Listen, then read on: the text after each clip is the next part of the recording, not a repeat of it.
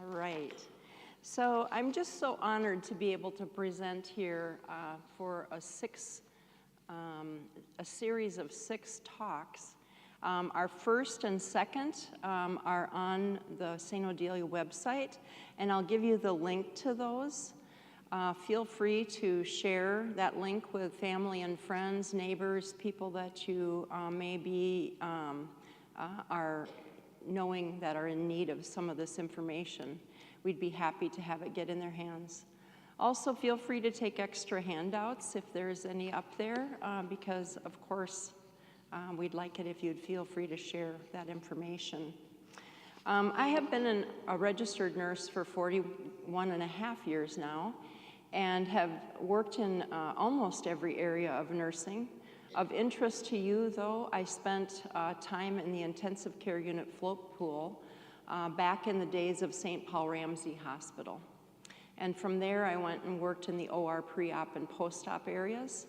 And then I went and was a church nurse for 9 years in a congregation of 1,500. And then I've spent the last 20 plus years focusing on dementia. It's a personal topic for me. My dad had strokes, and so he had vascular dementia. My mother had something that looked like Lewy body. My father-in-law actually had Lewy body and Parkinson's. My mom had Parkinson's syndrome. My first cousin had Alzheimer's and was a young onset, was before age 65. And I also had a young cousin with frontal temporal dementia. They're all gone now, but there were many years of needing to advocate and explain to try to help our family and the community understand what was going on. And I was always wanting to give correct information and not let their myths or what they assumed to be correct, but to make sure that they got the best information to work with our family members in the best way possible. So what I'd like to do, I'm echoey. So she's thinking I should take the mic up closer, or should I bring the mic away? I use the one on here? All right, let's try that. I'm going to shut this one. I'm on a remote mic. Yep. So let's see what we can do with this. And it is on. I'll pull my seat up closer, okay?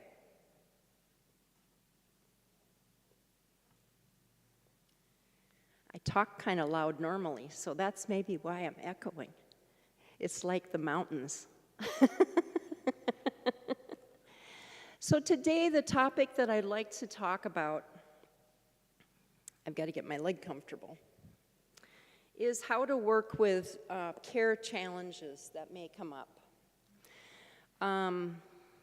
And for 15 years, I coordinated a program of group respite for people with dementia called The Gathering. It was at one time, we were in Washington, Ramsey, Dakota, and Hennepin counties. I had 300 or more volunteers, 100 participants a year at 10 different church sites with 30 different church partners of 9 different denominations. So with that experience, we worked with a lot of caregivers, a lot of spouses, partners, adult children, and neighbors and friends that were involved in the care of our folks. And so I would like you to know, if you have more questions than this, you have my contact information at the end of this. Do not hesitate to reach out to me. A lot of this information I wanted to make sure that you could access quickly. So if for some reason I overlooked giving you a link, I will for sure share that with you through an email or a conversation on the phone. I want you to know that this topic is so broad. We're actually fine-tuning it today to be more on I really don't like the word behavior, but I have a harder time figuring out what other word to use. Because what I need you to understand is that in dementia care, but also in many other areas of care, behavior is communication. So they're trying to get across something, but they may not have the words to tell you. I had a gentleman in our program who was incredibly intelligent. He was a lawyer for his career, but by the time he came to our program, he had trouble pulling out words. He could no longer read or write, and he wanted no one to know that. He was embarrassed by that. What does that tell you? We have a stigma that's going on in the community towards people with dementia. And you and I need to be a part of breaking this stigma. This is not something they asked for. This is not their fault. This does not mean that they did things wrong. For many, there is a genetic component or something environmentally that they were exposed to. So we just need to be doing our best to help them with a phrase that I love, and it's quality of life. We need to make sure they live with the best quality of life. And a lot of the suggestions that I will have today, I believe also help families to have a better quality of life if they can just get into the practice of working on difficult things that come up using some of the suggestions. Now, with that said, I want you to know that not everything that I tell you is 100% going to work. Sometimes you try things and it doesn't work and you think, okay, can I tweak that? Okay, that didn't work. What I want you to know is that it's most important not to give up hope. And I'm going to give you some professionals to also reach out to. But what we end up being in this area of medicine with dementia is more investigators and trying to figure out what will work for this one person. If any of you have any dementia education, you've heard the phrase, when you know one person with dementia, you know one person. And dementia is that vegetable-like category, so that's all the vegetables, all the dementias fit underneath dementia category. So Alzheimer's is a dementia, Lewy body, vascular, frontal temporal, Huntington's disease. Can be over 100 different types of dementia. And so just want to put that clarification out. But we're going to focus on behavior challenges today, but I want you to know that I can also help you get in touch with financial and legal resources, Medicare-specific topics, safety, visiting a doctor. There's also a whole lot just on in Spanish, and then all those specific other dementias as well. We do have associations like the Lewy Body Association or the Frontal Temporal Association, but they are not as large as the Alzheimer's Association. Alzheimer's is 70 to 80% of all our dementias. Because of that, I want you to know that even though my cousin had frontal temporal and my mother and my father-in-law had Lewy body, I was not able to call the Lewy Body Association at 2 in the morning because they didn't have a live person available to pick up my call. But the Alzheimer's Association does have a phone number that can be called in the middle of the night to ask questions of, because sometimes something occurs. The person might be looking for home and go out at 2 in the morning, but their home happens to be in southern Minnesota and the farm was taken by a tornado 20 years ago. So that's the complication with so much of this. So it's good for us to know who we can call in the middle of the night. All right. So Teepa Snow, if you've not heard that name, she's on slide number 3. It's spelled Teepa, and the last name is actually Snow, like what we have in Minnesota. And she is an excellent educator. She's an occupational therapist by trade, and she is world known, has spoken extensively across the United States on dementia. And she coined the phrase, and that it's her catchphrase, is positive approach to care. And so everything we're trying to do, what I trained the volunteers for 15 years was all on how can we best approach every one of our participants in a positive way. And she says, we are the ones with the brains intact. It's up to us to figure out how to work with those that have dementia. And I sincerely believe that. I can remember as a child with those relatives that, or seniors in our community that had hardening of the arteries or senility, that there would have been negative things said at times, and it didn't feel good. And this way of working, this positive approach to care, does feel much better. It doesn't mean to say that as a human being we don't use the wrong things at the wrong time sometimes, and then we feel guilt afterwards. That's a part of being human. So we need to give ourselves some grace, but we're always trying on the best. So let's start with one of what I would call a very common problem that occurs, and that's refusing to bathe or shower. Now, it doesn't mean that the person's personality has changed. It means that dementia has set in, that there is a change in awareness.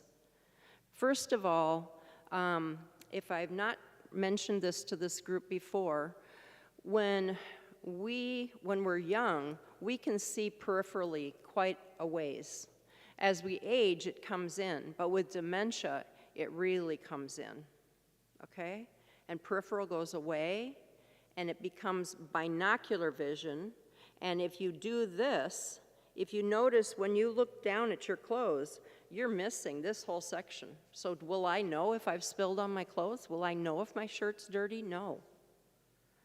As binocular vision starts to change as well, it goes into monocular vision. What happens when we're caring for an individual and we surprise them by coming up from the side? That's exactly what we've done, is we've taken them off guard. They didn't know we were there. And so be aware of this vision changes.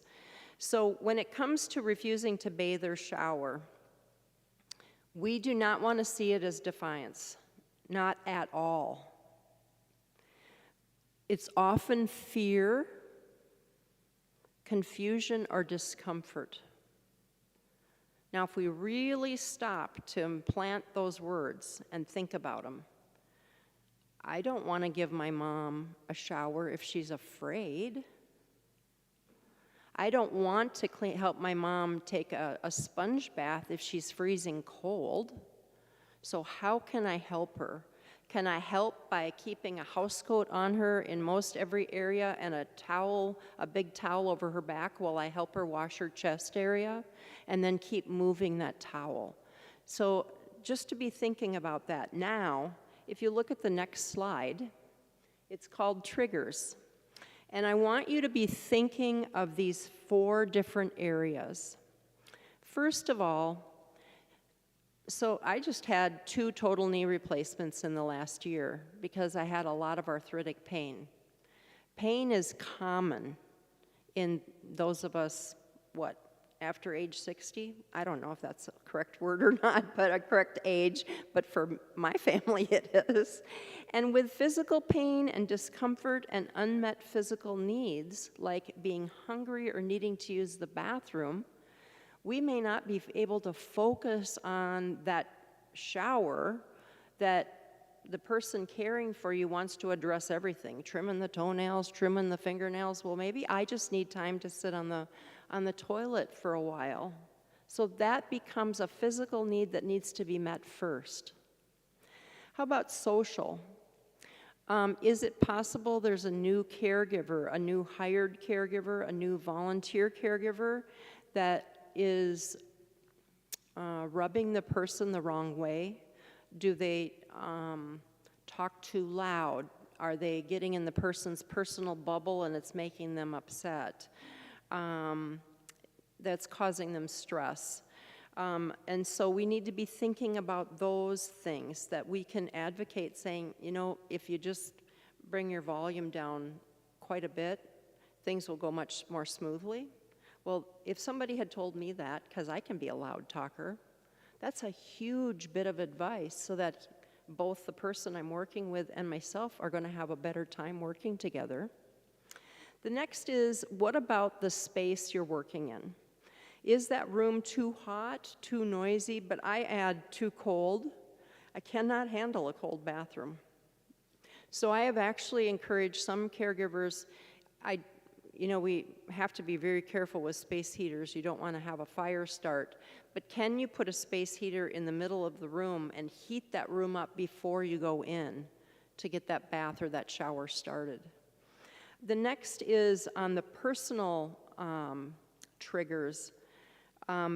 What comes from feelings within inside the person, their thoughts, their emotions, activities that are triggering a reaction. So what if all of a sudden the person is moved to a facility and now instead of the routine being, well, for my mom, she was obsessive compulsive, and so the routine needed to be just so. What if now, when she moved to a care center, there wasn't time for everything to be done just in that specific order? Did that make it that it was harder for her to have a bath or a shower? And absolutely it did. So what could I do in working with the staff to try to make it easier? So if that can be of help to you, for many of us, those are areas that become a struggle. The next thing is anxiety and agitation. So is the person seeming to worry and maybe being short-tempered or having a hard time sitting still? So I will tell you, to me, this picture of this woman who's got her hands on her head and pulling on her hair like, oh, is exactly what we would see with some people, particularly those who were new to our program and hadn't yet seen how wonderful it was to have one-on-one working with them. So when somebody is appearing this way, is it possible that it's a new move, a new residence? Is it, are they traveling? Are they in the hospital? Are they having visitors? We've just come off the holidays. Did any of you have struggles when it came to having or going to a house full of relatives or friends? That's often too much for some of our people with dementia, and holidays end up becoming where for some, they change. Either the person needs to be kind of stationed in a certain area of the house and few guests go and visit with them at a time, or the parties become very small and intimate and they just have more parties if there's energy for that type of thing. Is it possible they're anxious over new caregiver arrangements? Or is it possible that it's not our reality, but in their reality, they're perceiving something to be a threat? So I want you to know, I'm going to get to all of how to work with these come slide 16 and forward. But if you can hang tight, I want to lay the groundwork of several different behaviors that can happen. Another is anger and aggression. So have you been around individuals who might at times be shouting or name-calling, or possibly having physical responses to their anger? And it can occur just on a dime, all of a sudden, with no apparent reason, or resulting from a frustrating situation. All of a sudden, they're very angry. So again, believe it or not, anger can sometimes be again from that pain or discomfort or hunger. It can be a noisy room, and we would see that where people would get quite anxious if it got to be too noisy. So when I was working in all those churches, what I was always looking for when we had 10 participants and 10 one-on-one volunteers, plus maybe 4 or 5 other volunteers, I needed a room that could hold those people well. It could not be a small room, or we would see more behaviors on those at those programs than we would ones that were in a bigger space. Now, if you're familiar with the fellowship hall here, that would have been too big of a space for us to hold our programming in, and there would have been other distractions. So you have to find the just right space. Anger and aggression is another one that we can see. Am I going too fast, or are we okay? Okay? All right, I want to talk about confusion, suspicion, and delusions. Not everyone will have delusions or hallucinations. It is possible with Alzheimer's. We see it a lot more with Lewy body dementia. But again, when you know one person with a dementia, you know one. So an individual can have that. But it's common with most to have confusion at some point in time or another, if not on a daily basis, at least during that week. But also suspicion can happen. And it's possible that so with Alzheimer's, we don't have a memory center to hook a recent event into. Our short-term memory is not working and putting something into long-term memory.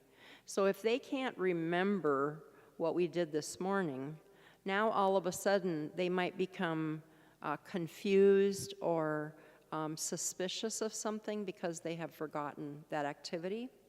And I will give an example of this, and that is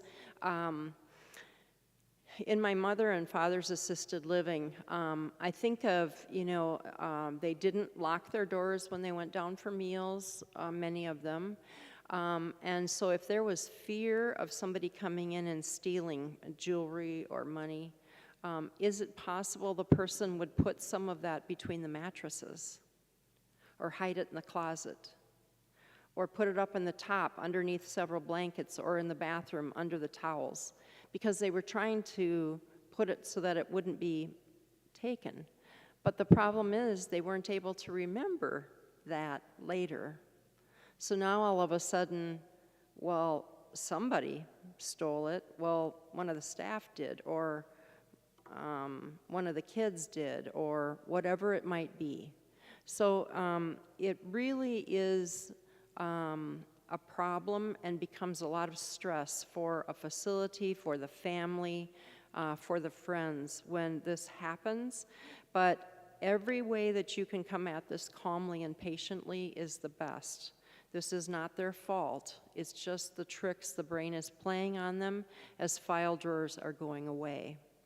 So if a person discovers their wallet is empty and they thought that they had money in that wallet, that can be very upsetting. Forgetting an item was moved from one place to another was what I was talking about with putting things in a secret place. But what about when you're cleaning and you move things? I don't know if any of you move things at Christmas time to have all the company come in. But unfortunately, that can actually cause a lot of stress. In a home setting where individuals are, the best recommendation I can help families with is to decrease the clutter in all ways possible. Because it can cause more anxiety to have a lot of things around. The next one I want to talk about is depression. And I want you to know that in dementia care, depression is very high among caregivers, very high. I just went through Powerful Tools for Caregivers Leader Training, and it is one of the top caregiving situations for depression. But it's also very common with our dementias, and especially in the early to mid stages. When they're diagnosed, when they are aware, have some insight into their situation. So I don't know how many of you have been around people that have had depression, but I'd like us to talk through some of the symptoms, because depression is treatable. It may not be treated right with the first drug. It may require a couple of different tries on a medication. But are you seeing somebody that's sad or hopeless, discouraged or tearful? Are you seeing someone who has decreased pleasure in usual activities? And we often see that with social isolation or withdrawal. How about, do they eat less or do they eat more? Are they having a different sleep pattern? Are they agitated or having slow behavior? Irritable, fatigue or loss of energy? Feelings of worthlessness or hopelessness, or inappropriate or excessive guilt? Recurrent thoughts of death, a suicide plan, or a suicide attempt? We definitely want to be reaching to our medical team to get treatment for this. There is hope, and it doesn't need to be. This is something that I have publicly spoken about often. I've had depression since I was in my 20s, and I will always be treated for depression. The dark hole that depression causes for people is more dark than you possibly could be aware of if you don't know what depression is like. So please, for people's benefit, get them in for help to be treated. We want good quality of life. The next challenge is sleep issues. Now, some of you may say, well, I don't have dementia, but I also have sleep issues. And sleep hygiene is something that we talk about a lot. When we talk about healthy brain, getting good sleep is really critical for your brain. 7 to 9 hours is important for all adults. So with somebody with a dementia, you always want to try a non-medication strategy first, because you don't want a serious side effect from a prescription medication. If we can at all maintain regular times for meals and going to bed and getting up in the morning, a structured routine is the best for someone with dementia. When I was running our program, it was 5. It's now a 4-hour program, and both are very wonderful and helpful for families. But in that 5 hours, we had a very specific schedule of how we ran things. Every site, every lead volunteer would run the program with a different theme and different activities, but we always did lunch at a similar time. We always had exercise, we had music, and because of that, it was a familiar place for our participants to come. It was comfortable, so that routine is important. Have you thought about morning time and getting those windows open? Seeking morning sunlight to get your body to be thinking, time to be waking up, time to get going. Encouraging regular daily exercise, but don't be starting to exercise at 6 p.m. if you're going to go to bed at 10 p.m., okay? One of the things that we did, and we had quite a lot of success with it and a lot of laughs, and that was dancing. I don't care if people were good dancers or not, but people enjoyed when we'd play a waltz or when we'd do a polka. And I don't know if any of you know the chicken dance, but I would do that regularly just because we'd all get laughing quite a lot, because everybody seems to be making mistakes in it, and we giggle at each other. And laughter is huge medicine. Get those serotonins and endorphins flowing. That's good for depression as well. What about alcohol, caffeine, and nicotine? If you can avoid those things, it will help sleep issues tremendously. Otherwise, work on cutting back on those things. Here we go again. Treat any pain.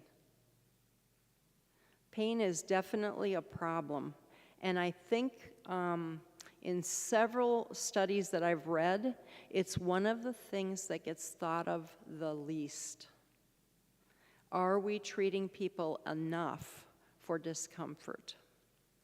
If the person is taking cholesterol medication, can it be avoided near bedtime, trying to do it earlier? How about the bedroom temperature? Is it comfortable? Now, I know that one of the things in sleep hygiene is they'd like your bed. Yes.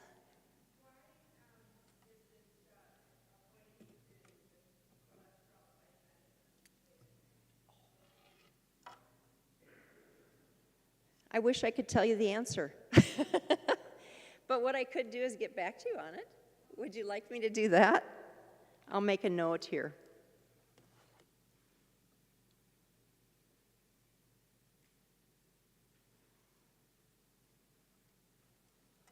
I wish I could tell you, so that's a good question. One of the things they talk about is not having the bedroom too warm. But I will tell you, my mom, myself, my youngest child, we have very cold feet. Make sure I always have a pair of socks on, because I'm going to tell you, I'm not going to be able to fall asleep if my feet are freezing. So these are little things, but if you can know your person, this is another thing I need to get for you for next month. I don't think, I'm going to see if I have it in my, it's the life story form. And what we do a life story form for is that if you have volunteers coming in, if you have somebody that's living in a facility, if you are taking them to a program with staff, if the life story can be written down so that people know that Carolyn's feet get cold really easily, right? Or that I can't handle spicy food, or that I really like to dance to fun songs. Not a good dancer, but I like that. Loves to laugh. Some history. So Elaine and I found out that we're from the same community, in fact, probably within 10 miles of each other's farms. And so to know where the person grew up, when did they graduate from high school? When did they go to college? What did they do as young adults? What did they do in their middle life? What did they do later in life? What were their hobbies? What did they like to do on New Year's Eve? Because that tells a lot about a person. When I was younger, I enjoyed being with friends, but now I like going to bed by 7:30.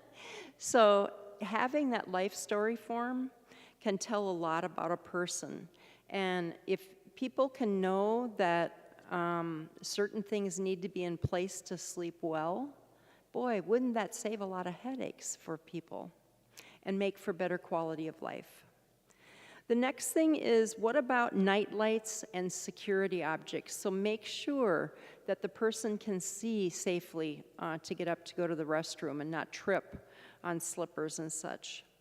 Using the bed only for sleep and discouraging that during the day. And then discourage watching TV during periods of wakefulness. So sleep issues are common. So do you see the picture for the next slide of the person's, there's two women that are pacing. Do you see how they've got their hands up by their face?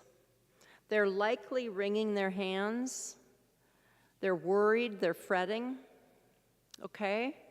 So it's common for our people with dementia to become lost or confused on their location at some point in time in their journey. 60% of our people with dementia will become lost. 60%. So think about, they might wander by foot, by car, or public transportation. Many will wander repeatedly, and it can even be life-threatening. You think of our cold days, and somebody gets lost without a jacket, gloves, boots. Why might they wander or pace? Does this sound familiar? Physical pain. Or they're restless. It's possible they're restless because they're bored. Is there an unmet need like hunger? Okay, this next slide is on driving. You don't have to raise your hands, but if you feel like nodding your head, has driving ever come up as a problem for any of you? It sure was a problem in our family. So what I want you to think about is any person living with a dementia that lives long enough for their dementia to change, they will need to be giving up their driving at some point in time. Now, I want to warn you, because I've been with families that take the license way too soon. We have people diagnosed with mild cognitive impairment. That means that their decision-making capacity, everything is there except their short-term memory. So if they use their smartphone, put reminders in their smartphone, if they write notes, if they put post-it notes, they can still drive with a GPS. They can do just fine. So we don't want to be, remember quality of life. I don't know about you, but my driver's license was a rite of passage. To take my license away is going to be difficult. So let's make sure we're not doing it at the wrong time for our individuals. But we do need to have a plan and start planning early and having transitions available. Can you reduce the need for driving by having deliveries? My close friend that lives in Oakdale told me that her daughter that lives up north just ordered Amazon groceries. They delivered them right to her door. That's really handy. Also, I'm going to show you a couple driving contracts in just a second here. But can you help the person to retire from driving and experiment with ways to distract from driving? If they are reluctant to retire or they refuse to retire, consider these as last resorts. Can you have control on how they can access the keys? Is there any way to put the keys where they can't be found? Is there any way to disable the car? How about selling the car? Now, this wasn't funny for the caregiver, but looking back on it, I thought it was incredibly creative of this person with dementia. She lived alone. Her adult children had disabled the car. She couldn't get it to work, so she called the car dealership and had them deliver a new car. So just because you think you've solved the problem, you might not have. But nonetheless, to just be aware and what do you think could come up. So I want you to pull up the next two slides. And the first one is a driving contract. I've given you the link for it on the slide, on the bottom of the slide. But this is for a person with dementia. And what you're asking is this contract be signed early in the diagnosis, early in the, you know, some people don't get diagnosed till middle stages, and that may be, they may have already lost their driving privileges by then. But as early as you can get this contract signed, the better. Because this shows they themselves read this, and they signed it, and the date is, well, we talked about this 2 years ago, and that we were going to be watching for this. So it says here, I am aware that due to Alzheimer's or another dementia, I may not be able to recognize when I am no longer driving safely. In that case, I have asked the following person or people to tell me that it is no longer safe for me to drive. And then there's lines for them to be able to put persons on there. Let me give you a couple scenarios that we used for my mom.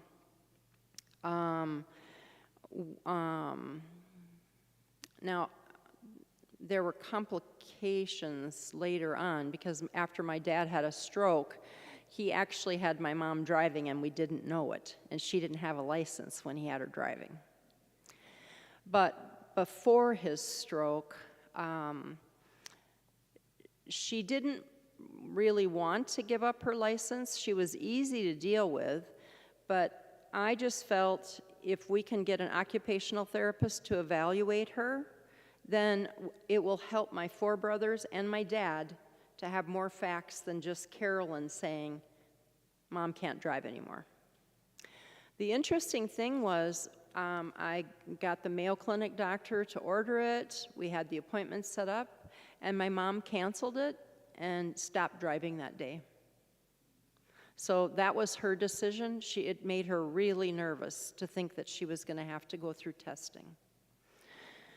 So a driving contract can be something that can be really, really helpful for you. And having that date, because it shows that we have had this conversation. Now, I'm going to also tell you, as conversations are going back and forth between the person with dementia and yourself, there very well may be heated discussions, anger, I don't understand why I drive just fine, but that's when you pull this out and say, I'm sorry. I know this is hard for you. Okay, did you hear that I said I'm sorry? That may sound like I'm taking the blame, but you know what? In the situation with people with dementia, it's easier for you to go ahead and take the blame because what you're saying is, I'm joining you on this. If I were in your shoes, it would be hard for me also. I'm sorry you feel that way. Okay? But I do want to show you that we've talked about this since you were diagnosed and we had a plan. I'm going to pull out that sheet so we can talk about it again. So I do encourage you to consider something like this. The second contract that I gave you, I also gave you the link for that.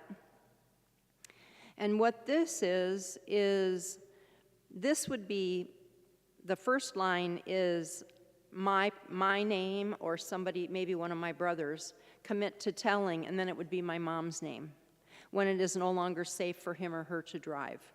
I commit to taking whatever actions are necessary from that time on to help ensure his safety and the safety of others as he or she has requested. And then it's the person, so it'd be my signature, and then the person living with the dementia is signing it, and the date is there. And, you know, again, it's just a visual. They can potentially recognize their own handwriting and the date, and it's helpful to have this.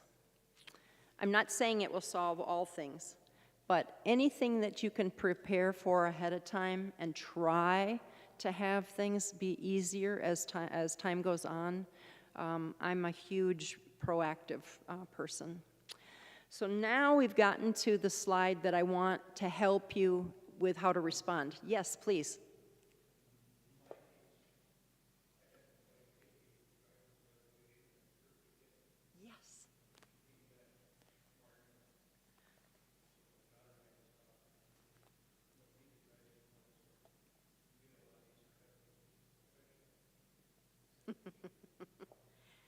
Yeah,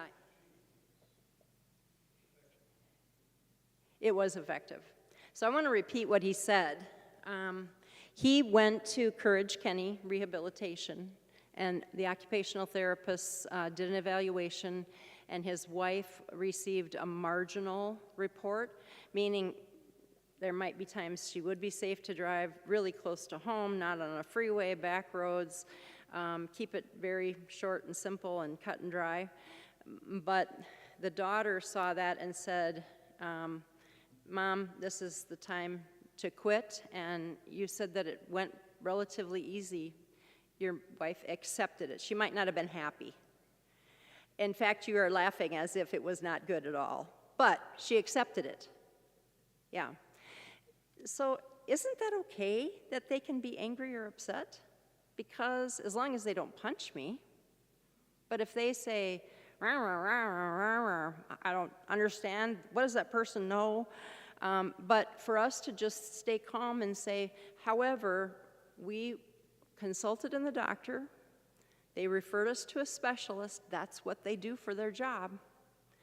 And based on what they found and what the law has for guidelines, this was the recommendation. And I will tell you, for many of our families, anytime, I'm sorry if you're a physician or a nurse practitioner or a PA in this room, but anytime the doctor can deliver the bad news, it's far better on the caregivers. Because if it can be that the family says that's what the doctor said, because caregivers take enough, or care partners take enough without these big issues coming on. Yes?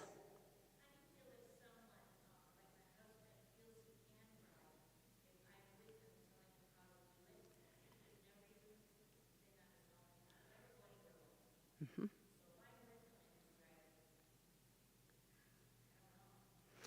So if I heard you correctly, you're saying your husband feels that as long as you're in the car and you run the GPS and you kind of help him, that he would be safe. And you're saying, ooh, that makes me really nervous.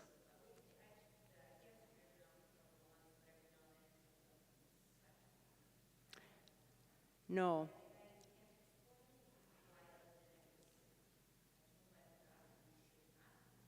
Yeah.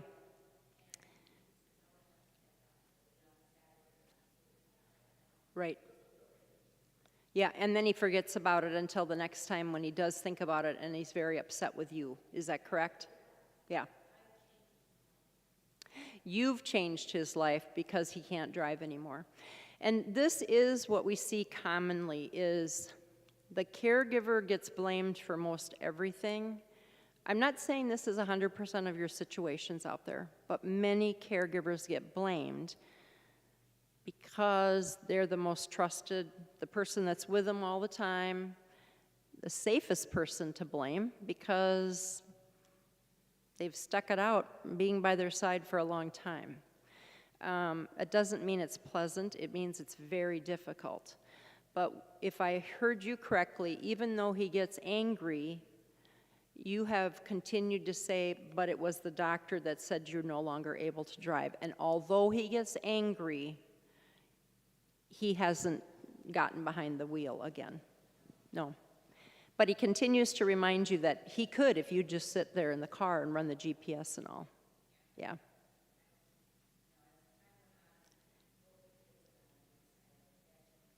Yeah, yeah.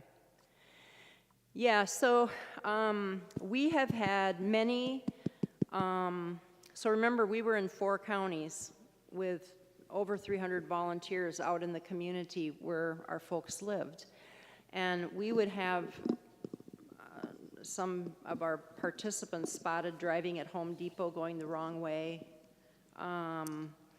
or driving through traffic lights or stop signs, or the bus arm that had the stop out. So it's not an easy topic, and again, sometimes it might require, for any of these behavior topics that have come up, it might require a family meeting. Does anyone here not know what a family meeting is? Where you would get a professional or somebody who's been trained in facilitating, having families sit down together to discuss something that they're not in agreement on. It can be really helpful in some of these difficult, but anytime that you're in agreement, I would still be careful how you use that information with the person, because you don't want the person to feel that everybody's against me. Anytime you can just say, the doctor ordered it, there's nothing we can do about it. That's the safest place to put that. Any other questions on that? Okay. So now we're going to go into responding to all of these that we've talked about. And again, when you know one person, you know one person. One way of taking care of it is not going to work for everybody. But I think that when you try to study these enough to get the foundation laid, it will help you to be able to have some options when things come up. So whenever you can do a non-medical treatment for a behavior, that's the best. So for example, even a person who's having hallucinations, Some medications could cause the person to become unsteady on their feet. Now, I'm going to give you an example of my father-in-law's hallucinations. We would never have treated his hallucinations. There was no quality of life change for him with his hallucinations. He saw children in his room at his assisted living. They were just there. Sometimes they were sprinkling water on his, or what were they doing? I know what it was. They were playing on his couch, and in order to get rid of them, he went and sprinkled water at the couch. So when my husband went to Iowa to visit, now all the couch cushions are standing on end. And Glenn said, "What happened?" And he said, "Well, I was trying to get rid of the children." Okay? But it wasn't causing him to be afraid or angry. He was just kind of annoyed at times. But if we had chosen to treat his hallucinations, that could have meant a fall and a broken hip and now a move to skilled nursing care. And he played organ and piano for his church for 64 years. He played up until a month before he went into the hospital and died. So that's pretty amazing. Any way you can help them to continue with their quality of life. What is happening in the environment that needs to change? So I gave the example, do we need to change how we do our Christmas gatherings? That can be really hard for families to make a change like that. But if it means that the person is not upset anymore, if it's more handleable, what about their physical and emotional comfort? Truly, before doing some of these things, does pain need to be thought of? Do they need extra strength Tylenol? Do they need a Motrin with food? So to be thinking about that. And now, this is the next one that we had many participants who were aphasic. That means they had trouble with words. They couldn't pull out. Some of them could only say yes or no. And if we had had them in our program for a while, it was easier because we'd gotten to know their likes and dislikes, and then we could help them have a good quality day.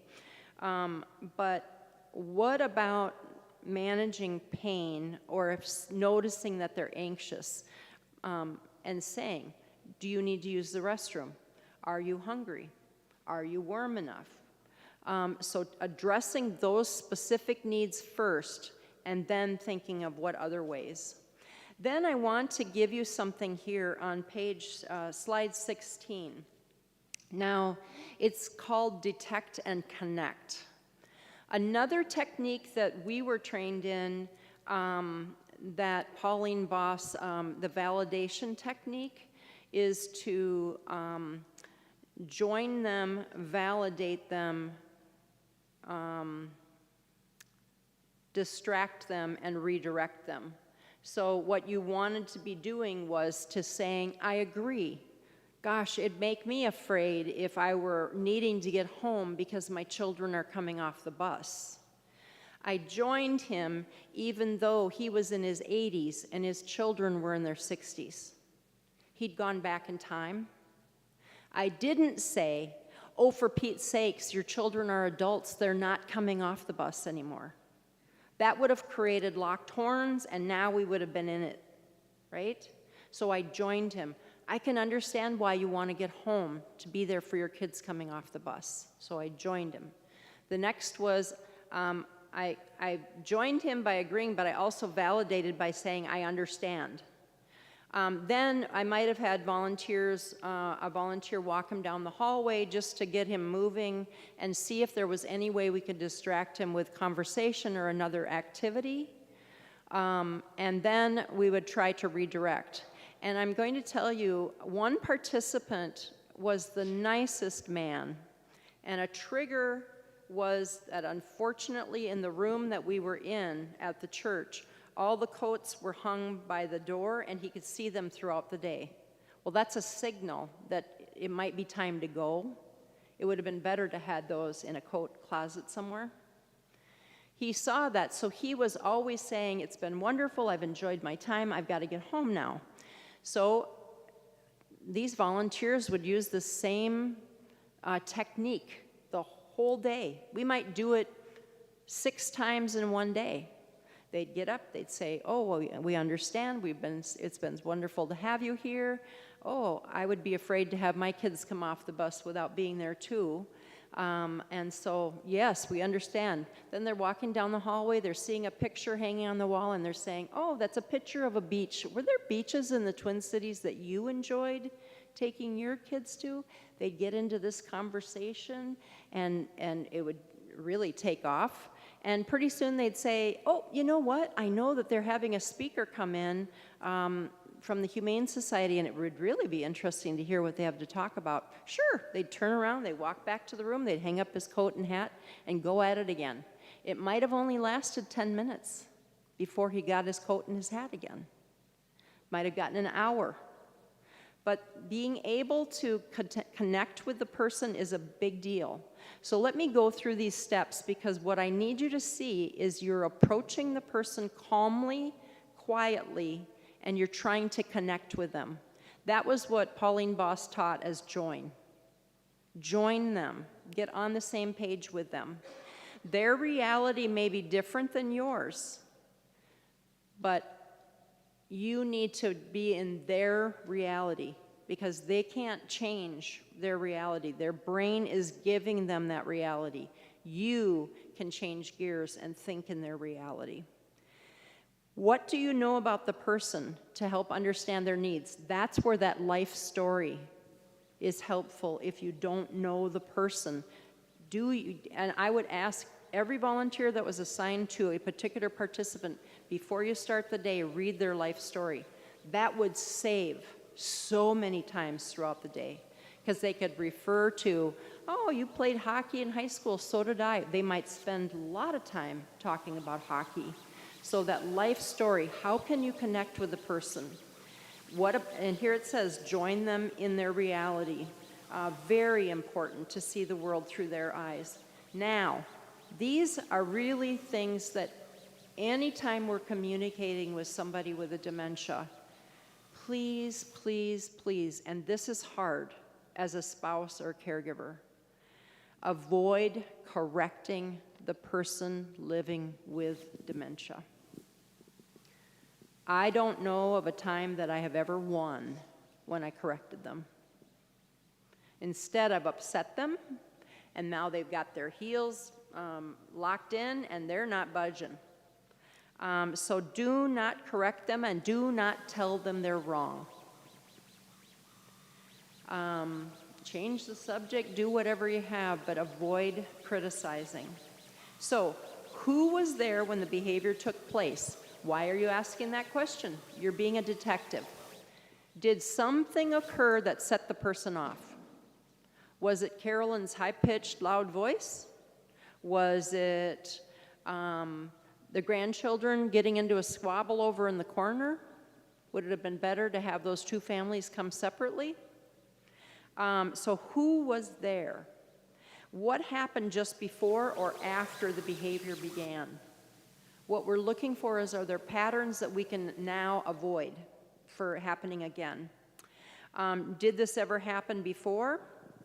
Was there a certain time of the day that it occurred? And where did it happen, and how did I react? And I have learned a lot about myself by answering that question, because sometimes I made the situation worse. And it was easier for me in a professional setting than when it was in my family setting. So I hope that helps you all feel better.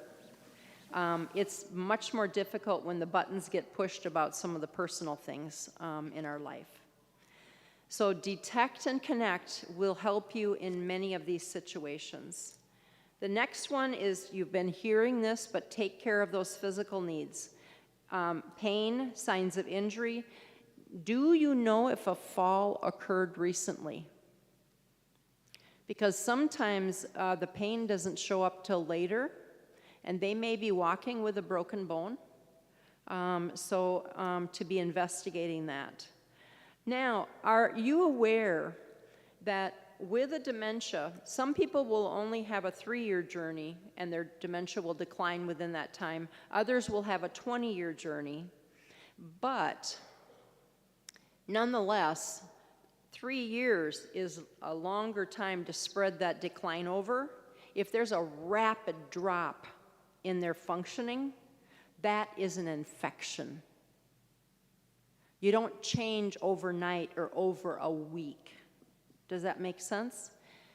Get them in, get them treated. Common, it's a UTI. That's really common with our folks. But constipation can be a problem. It's also possible side effects from medications. And it's not uncommon for our people to be admitted and they take them off of all their meds and then they reintroduce one med at a time to try and figure out if there's a certain med that's been causing side effects. What about uncomfortable clothing or not appropriate for the weather? What about lighting? Is it just not bright enough for them to be working on something at the table and they're getting frustrated? What about hunger or thirst? I don't know about you, but I've gotten to where I carry a water bottle in my bag all the time when I'm out now. I think it's really common to get dehydrated, particularly as we age, but also with dementia. Do they need to stretch, move around, find a comfortable position? Do they need to use the bathroom? Is there too much activity going on around them? So this is the third area that we can work on now for problem solving, and there's only 4. But I think sometimes if you feel you need to be having these sheets handy to be reviewing, that's how I find that I can put things into practice, is have them handy. How about help with their emotional needs? So focus on how the person might be feeling in the moment instead of the facts. So someone might be afraid and might show this by crying. You want to respond to the crying instead of their behavior. You know, tell me why you're crying. Don't say, oh, for Pete's sakes, why are you upset again? They might be sad about something. So you want to go focus on the feelings, not the facts. That was the phrase I trained the volunteers, focus on the feelings. For comfort, let them know they're not alone. Again, using your knowledge of their life story, and then consider asking someone else to help you or give the person space by bringing them to a safe, quiet place before you give a break, and then come back and try. You might have to try that shower a few times that day to see what pattern will be the best way to work with them. Know when you're working with somebody who's emotional, safety is the most important thing. If you don't get that shower done that day, that's not life or death. But having a squabble over it might result in a fall and a broken hip. And now, I want to just talk a second about 911. I would encourage you not to hesitate to call 911 if you need 911. We had caregivers that we actually would coach them on, we would encourage them to call 911 much faster. In one in particular, there were guns in the house, and it was a very difficult situation to stop or change.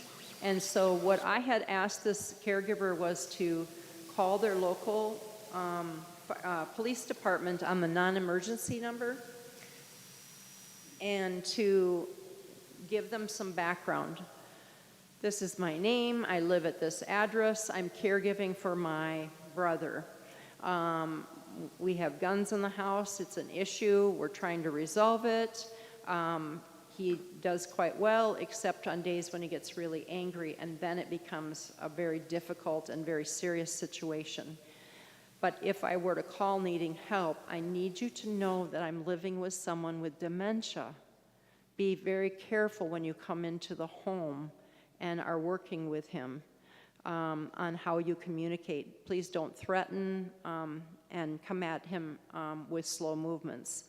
So again, tell them that the person is living with dementia and may act aggressively. So to be thinking about some of these things, for some of you, it'll be easy for you not to have to worry about a lot of these things I've given you. So that gives you just a few things to focus on, okay?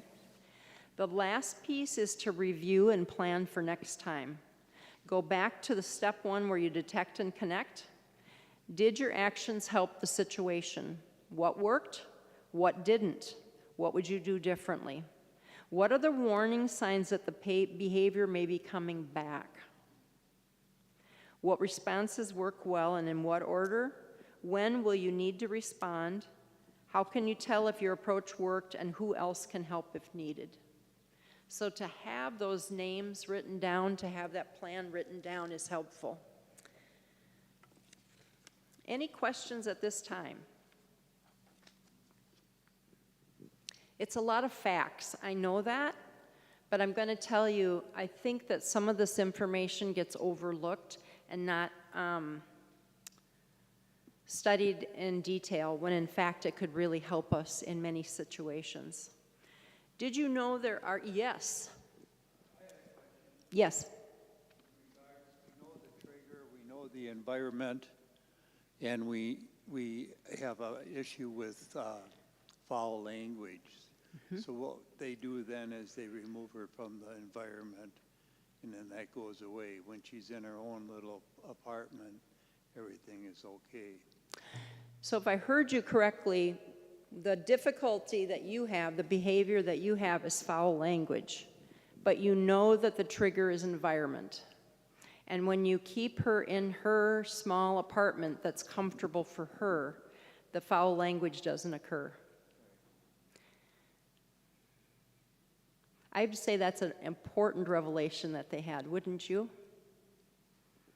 Because I don't know about you, but my mom would turn red if a foul word was used. So to have put her through where she'd be so upset she'd be using foul language meant that her quality of life would have been poorer. You're paying attention, and you're finding a way to get at this without causing that. So I'm just going to ask you, you don't have to answer this out loud if you don't want to, but has this changed your pattern of doing things throughout the course of a year, your family holidays, etc.? Well, nobody wants to take her down to the dining area anymore and be with her, so that's an issue. But she lives in an extended care facility, so they're aware of her. So the extended care facility is aware that she'll have less foul language or no foul language if she stays in the room. There are issues that come up when they try to take her to the dining room. Yeah, it sounds like in that situation, her foul language is she's upset. She doesn't like that larger environment with the noise and a lot of activity. It feels out of control for her. Does that sound correct? Right. Yeah. That's a tough one, isn't it? Because we know that socialization is important for her. However, is she at a point in her journey where it's causing her more stress than it's worth? Yeah. Is there anything else that you'd like to share about that? Because that's a really good situation. No, other than extremely frustrating for everybody that deals with her, so. Okay, so it's very frustrating for the staff. Yeah. Yeah, and you know, so I've dealt with facilities a lot because of the length of time my four parents lived in facilities. And when it comes down to it, we're advocating on the behalf of our person. And when it's the best solution and you can try to make that advocated for at every family conference, I know that they're going to try and encourage for the health of the person for them to get out of the room, but you already know that it's going to agitate her less. So I would just keep advocating for that. Yeah. That was a great example to share. Yeah. Yes, please. Deacon Jim is coming with a mic. There you go. What if the delusion that they have can be harmful to other people? My husband thinks I'm having an affair with someone. Yeah. And I'm not going to sit there and agree with them because it's all totally unreal. Right.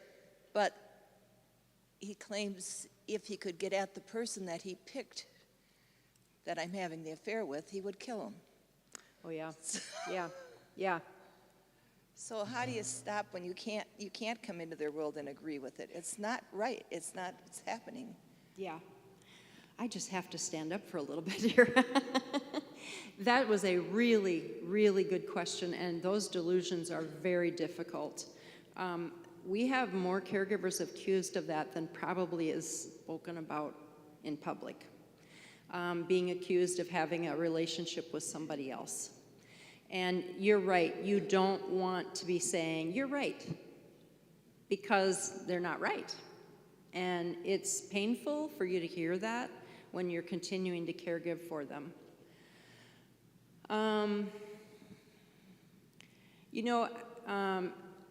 In a situation like that, so do people, I'm going to just give a definition. A hallucination is where people are seeing some things that aren't there. A delusion is believing something that may appear to be that, but is not that. So a delusion is their perception of something that's not accurate. A hallucination, they're often seeing or hearing something. So in this delusion, he's believing that relationship. You're not inaccurate. It is important for you to say, I'm not. One of the things that I might think about is how can I apply the join, the validate.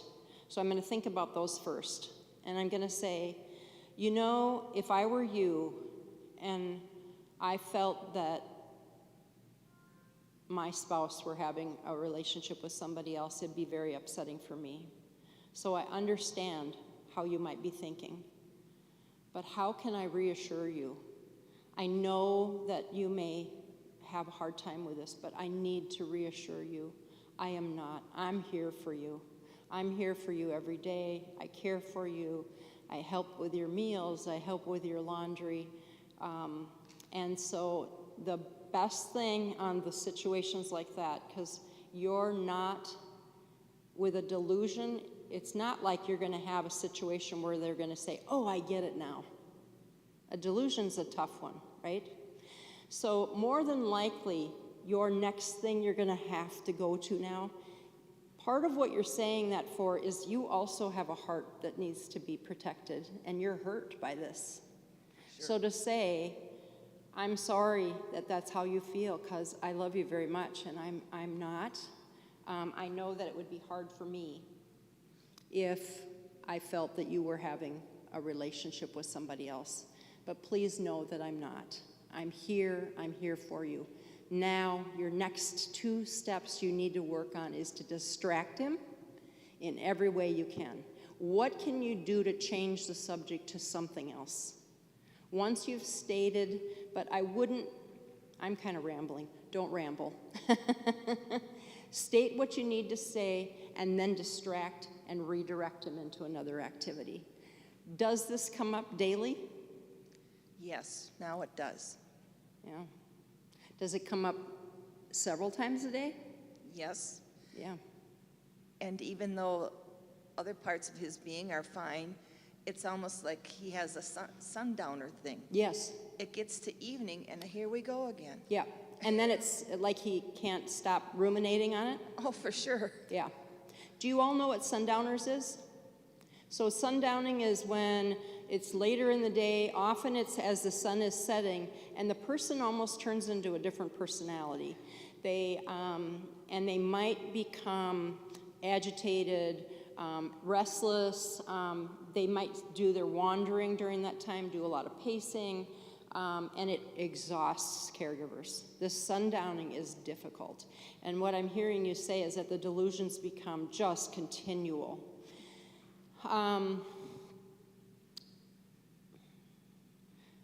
First of all, do not your hearts go out to this individual. This is hard for you. It breaks my heart to hear this for you, because you're living this throughout the day, every day. And you know when you go home, you're going to hear it again, and you know tomorrow when you wake up, you're going to hear it again. So honestly, as a faith community, we need to be praying for you, because this is a darn tough journey. It's tough. But your partner has a disease that's changing their brain. And this delusion is beyond their ability to help it. They can't be given talk therapy to get out of the delusion. Medications may not be something that are an option and would be even helpful, which means this is something you've got to learn to say a narrative and repeat it. But what can you write as a narrative that's as short and concise and to the point, but also gives you the self-talk you need? Because I think you need to say, I'm sorry, it would be hard for me if I felt that you were having a relationship. You've joined them. Now you need to invalidate them. Now you need to be also saying, but I need you to know I'm not. I love you very much. I'm here for you every day.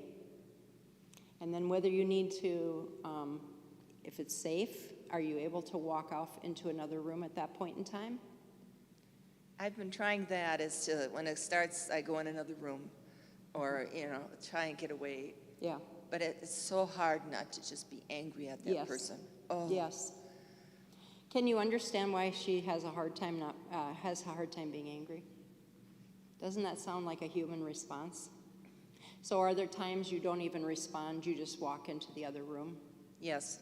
And honestly, that's a safe choice because you haven't poked the bear, right? And if that's what your body is telling you need to do in order to get through this next 10 minutes or whatever, that's not the wrong option. But I want you to just think about, is there a short message that you can say? I'm sorry you feel that way. I love you. I'm here for you. I kind of like that because, he thinks I want to divorce him or I want to do this. And I said, no, I'm here. I've been here for years. Yeah. We just can't keep talking like this, Yeah. So I might say what you're saying, but because I'm standing on the other side of this, I'm going to tell you, try not to say we can't keep talking about this because he can't help his delusion. Right? You'd like him to stop because wouldn't it be better if tomorrow this wasn't the conversation anymore? But it's a part of his disease. So if somehow you can just say, I'm sorry that it feels that way. I love you very much. I've been here for 40 years. If we get the chance, I'll be here another 40.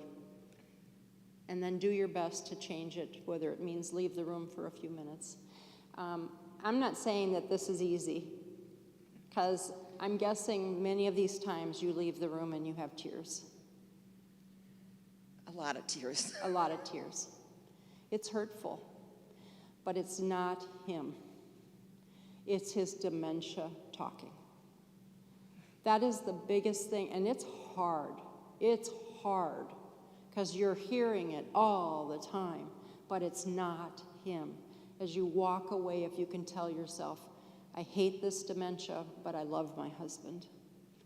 Because you do. You have stayed. Yeah. I would encourage us as a community to pray for her. I have a feeling many of us have tough things that are occurring we could use prayer on. And as a community, dementia is one we should be aware of and be praying for people. You were vulnerable to bring this up. And I thank you for being vulnerable because you may have spoken for other people in this room. And it's not uncommon. We do hear this quite a bit. So, sending you a big hug. Thank you. Yeah, thank you. Yeah. Anybody else have anything they'd like to say? Yes. Deacon Jim, behind you. Hi, I'm a nurse too, and I just wanted to share an experience and then a thought for y'all. Yeah. I had a patient once who came in. He was he was in pretty tough shape, but his wife and he had propped each other up, and he lived here. It was a son on the East Coast and a son on the West Coast. And they made sure when he had their Zoom calls, their FaceTime calls, that he was great looking, he spoke well, everything was great. When he came to the hospital, the wife shared that several times he had, as the sun went down, that he would come after her with a knife and she would sleep in the bathroom with the door locked and everything, because he was pretty bad. He was in tough shape. When he came to the hospital, the sons were very irate with the hospital, the nurses, the doctors, because their father was great. Yeah. And here this poor woman the wife had no support. The sons were against her because she was making this all up, because they had seen how well he was. And I think the reminder is they're your family, your friends, and maybe you don't want to hide too much. They need to know what's going on so they can support you too. Yeah. Did all of you catch your family and friends, those that you can share the hard parts to? Because here in this situation, she was where the sons were very angry with her, and the sons were angry with the hospital because they couldn't believe that the father had been coming at her with a knife. Yeah, these are some of the situations our families are living with. It's very difficult. I will tell you another situation that we commonly have is where, I won't say it's half of the time, but it's more than I'd like to see it, and that is where the kids are telling the caregiver they have to continue caregiving, and they cannot move the person. And I will tell you that I think that the caregiver needs to be listened to if the caregiver's at the end of their rope for their own health. Do you know that we lose nearly half of our caregivers from caregiving before their caregiving journey is done? It's stressful, and the stress keeps happening. So please be there as a listening ear. I love our families with dementia because I think that we become, if we continue to try to do our best caregiving, we are giving a lot on a regular basis and trying our best. And our best may be that we're running on empty. So, any other questions at this time? Okay. Let me go back on the other mic for a minute here.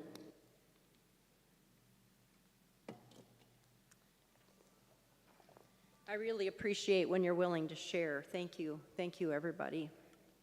I do want to go to slide number 21 because I think that this is a basic. Next time I'm going to go into communication in a lot more detail. I will tell you that communication with someone with dementia is a specialty, and if everybody learned how to use communication techniques on everyone in the world, we'd have a safer place.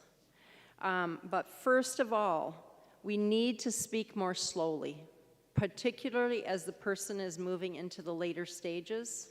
It can take longer for the brain to process what is being expressed.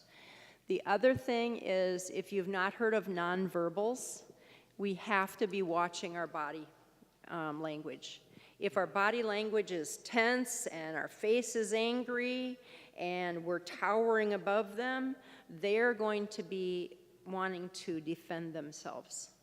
If we come at them with a soft posture, if they're sitting, we sit down. If they're standing, we make sure we're arm's length away so we're not invading in their personal space right up to their face. But we need to have a gentle presence, a gentle tone of voice. The next is to use simple sentences, and can you ask things that require a yes-no answer? So it doesn't require a lot of processing how to find the right words. When we're talking, we need to maintain eye contact and offer reassurance. Anytime you can use visual cues or gestures, because sometimes words fail. All right, so this continues on slide 22 when I'm going to say avoid arguing. Very important. I just don't know of a situation where I've won or anyone has won an argument with somebody with dementia. It's just not worth the energy. Redirect the attention as quick as you can. What are the triggers? Identify them: hunger, discomfort, overstimulation, and then what structured daily routine. Now on slide 23, we're talking about sundowning. And so for those that have a difficult time as it nears evening, as the sun goes down, late afternoons, early evenings, is there a way we can listen to their stories that they're telling, that they're talking? Is it possible that, I'm trying to figure out how to say this. Is it possible that if we focus on the feelings, not on the words they're saying, is it possible we can say, it sounds like you're afraid. I want you to know that I'm here with you to keep you safe. Would it help to use those words? Try to figure out their unmet needs and where you can offer comfort. Now, I have a lot of experience with people saying they want to go home. I want to talk about that for a second, because home may be a place that they are imagining in their mind. It could be where they grew up. It could be where they raised their children. But what I want you to know is that instead of assuming where they want to go, it's not going to help you anyway. Go to the feeling. Tell me more about your home. Tell me more about your mother. Tell me more about Boy Scouts. Tell me more about what they're talking about, because that can be a form of distraction. So is there a way that you can ask them to tell you more about whatever? I want to go home to see my mom. She just got out of the hospital. Well, it's not going to help you to say your mom's been dead for 50 years. Okay? The other thing that you want to avoid is to tell the person to calm down. That's a way of starting a fight, because they're not calm, they're upset about something. But you can say, wow, I made you angry, I'm sorry. The next is the repetitive behaviors. Carolyn, I have to interrupt. We have some kids coming in at just a little Oh, after it's 3 o'clock. Yeah, it's maybe you could start your next talk next month. I'll do that. With some of these. I'll do that. So great. I'm going to pick up on slide number 24. I had no idea that we were moving along that late. Good presentation. Thank you. So what I want to let you know is if you'd go to slide number 32, you'll see the next presentation is on February 11th. And what I'll do is I will pick up on slide 24 at that time, and that will be perfect because it'll fit into our communication anyway. If you see on slide number 33 the link to this presentation, and I will always encourage you to bring up questions and stories because they're more important than the slides anyway, okay? Be well. You're all in my prayers. Take care. Thank you, Carolyn. Thank you.